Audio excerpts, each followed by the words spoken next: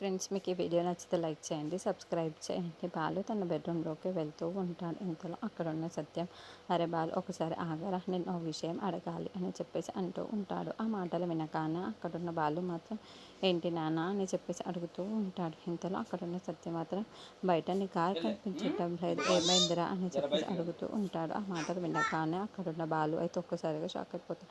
ఇంతలో అక్కడున్న బాలు, ఎలాగైనా సరే నచ్చి చెప్పాలి వీళ్ళకి అని చెప్పేసి అనుకుంటూ, అదా ఆ మధుగాడు వాడి కారు రిపేర్ అయ్యిందని చెప్పి నా కార్ని తీసుకొని వెళ్ళాడు ట్రిప్ కోసం అని చెప్పేసి అంటాడు. ఆ మాటలు వినగానే అక్కడున్న సత్యమైతే, ఓహో అవునా అంటూ అక్కడి లోపలికి వెళ్ళిపోతూ ఉంటాడు. ఇంతలో అది చూసి అక్కడున్న ప్రభావతి మాత్రం, ఏదో దాస్తున్నాడన్న విషయం నాకు కలుగుతుంది, మీరు ఏదో అబద్ధం అంటున్నారన్న విషయం నాకు అర్థం కావటం లేదా అని చెప్పేసి అంటూ ఉంటుంది.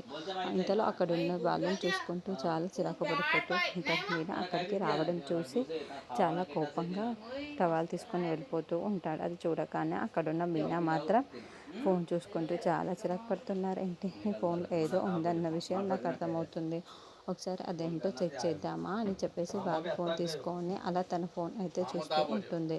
ఇంతలో అక్కడున్న బాలు మాత్రం స్నానం చేసి బయటికి వస్తూ ఉంటాడు. అక్కడున్న తన ఫోన్ని పట్టుకొని మీనా ఉండడం చూసి ఒక్కసారిగా షాక్ అయిపోతూ ఉంటాడు.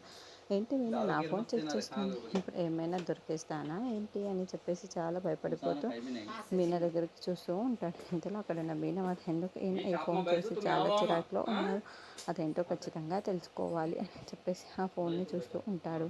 ఇంతలో అక్కడున్న బాలు పరిగెత్తుకుంటూ మీనా దగ్గరికి వచ్చి తన ఫోన్ అయితే లాగేసుకుంటూ ఉంటాడు.